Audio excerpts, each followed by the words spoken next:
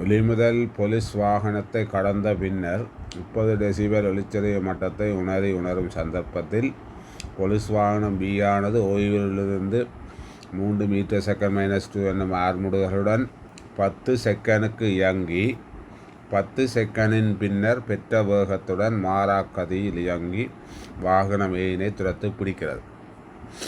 Police வாகனம் ஆர்முடுகளுடன் இயங்கிய தூரம் யாது?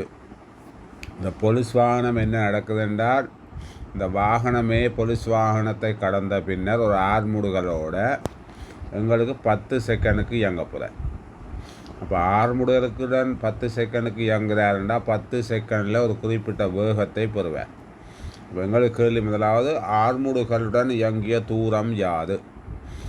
ஓய்விலிருந்து வலிக்கிறார். அப்போ U = 0. வீதான் கேள்வி. ஆர்முடுகள் 3 என்று தந்திருக்குது. ஆகவே நாங்கள் எழுத போகிறோம். இயங்கிய தூரம் S = UT சக அரை AT வர்க்கம். இந்த S ஆரம்ப வேகம் 0 × T 10 செகண்டுக்கு சக அரை தர ஆர்முடுகள் 3 என்று தந்திருக்கிறார். வேகம் 10 செகண்டுக்கு இயங்குகிறார். இது சுருக்கணும்னா 100 100 அரைவாசி 50 3 15 150 மீட்டர் இயங்குவேன். இப்போ இதில் முதலாவது கேள்வி, போலீஸ் வாகனம் ஆர்முடுகளுடன் இயங்கிய தூரம் எங்களுக்கு வரப்போது 150 மீட்டர். ரெண்டாவது கேட்டு கிடக்கு, போலீஸ் வாகனம் பெற்ற உயர் வேகம்.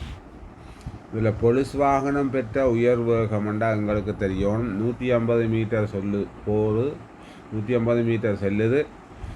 ஆகவே நாங்கள் உயர் வேகத்துக்கு சமன்பாடு என்னன்னா V = U சக AT. U ஆரம்ப வேகம் 0 + A 3 தர 10 செகண்ட். உயர் வேகம் 30 மீட்டர் செகண்ட் -1. இதில் போலீஸ் வாகனம் B பெற்ற உயர் வேகம் எங்களுக்கு வரும் 30 மீட்டர் செகண்ட் -1.